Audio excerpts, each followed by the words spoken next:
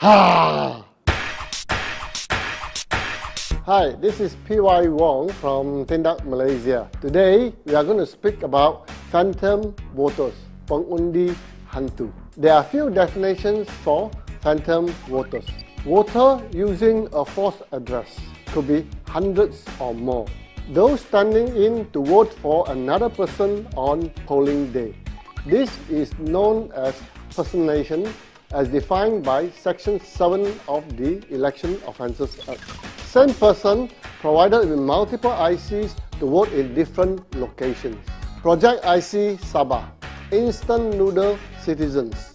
Voters provided with temporary ICs to vote. These are foreigners given citizenship on the promise they will vote for the ruling party. Dr. Ong Kian Meng, a well-known researcher, has written extensively on this. He mentioned that there may be 3.1 million dubious voters on the electoral roll. A large portion of this could be due to these instant noodle citizens, especially under Project M or Project IC. Dr. Ong Kian Meng and Merab is going to give more details in the documentary that is coming out soon. The ongoing RCI on illegal immigrants in Sabah has revealed many such treasonous acts, and all of it seems to point at a former leader. Malaysia practices first past the post electoral system, meaning that a candidate only needs to win one vote majority to win a seat. So phantoms can have a critical impact on seats where the wins are a few thousand or less. They will have a bigger impact where the turnout is low. Say 100,000 voters, 5,000 phantoms. That is 5% of the total vote. Suppose only 40,000 voters or 40% gets to vote because of the system. Then 5,000 voters or phantoms is equivalent to 12.5% of those who voted.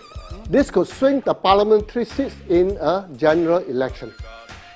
That is why the 0.77 minute and the indelible ink video are important. The present method of applying indelible ink can seriously reduce the number of voters who can vote. What if someone votes on your behalf? Watch Zuna's video on phantoms. The SPR seems to have designed the system such that you have no recourse. A mark on your finger with indelible ink is proof that you have voted. But the reverse is not necessarily true.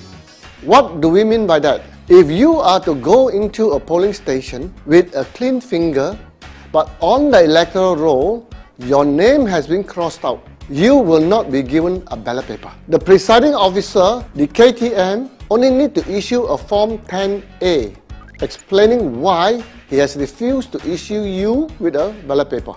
And that's it. You can only make a police report or inform Pemantau at pru13.info and inform your candidate or his election agent. Don't mix up this site with pru13.gov.my. This belongs to SPR. If there are enough such cases in a constituency, the candidate may decide to lodge an election petition, but he needs your police report to back him up. So remember, if you have this problem, report to the police. Imagine you waited 5 years to vote, or you are a first-time voter. Wouldn't you be angry if someone stole your vote? Your only recourse is to come out early to vote, preferably before 10 a.m. What has the SPR done?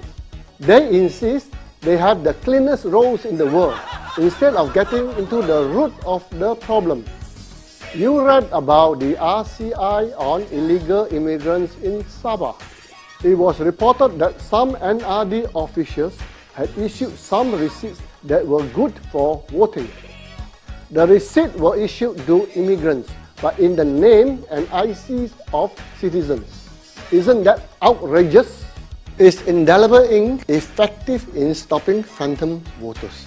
Yes, it can, but it doesn't appear to be so with the procedures that the SPR has introduced. So far, there is a lack of transparency, and remember, this is the first time in our history that indelible ink is going to be used. Today, the EC has to walk a further road to justify the public's confidence in them. These are very important issues that we hope the SPR will do very soon.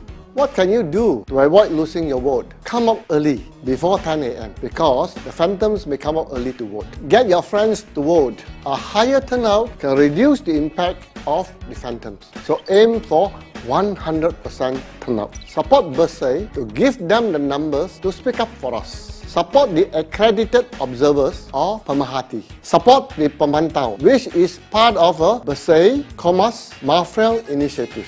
Or you can be a party representative in the EC enforcement team. This team is like the policeman policing the election campaign. Violators can be fined and jailed.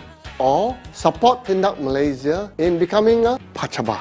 The Pachaba is the last line of defense in an election. A Pachaba has legal authority as defined in the election regulations, has the power to issue an objection letter on any wrongdoing inside a polling station, is authorized to receive Form 13, a statement of ballot paper. He even has a right to check and verify that the ballot papers are properly delivered in good order before it's used during an election. Has the authority to receive Form 14 from the KTM, which is the statement of the vote count and the most important statement in a polling station. Can you see how important a Pachaba can be towards free and fair elections? But whatever it is, take action. The future of the country, your future, and the future of your children depends on your action. Take action now. Skeletons in your closet, itching to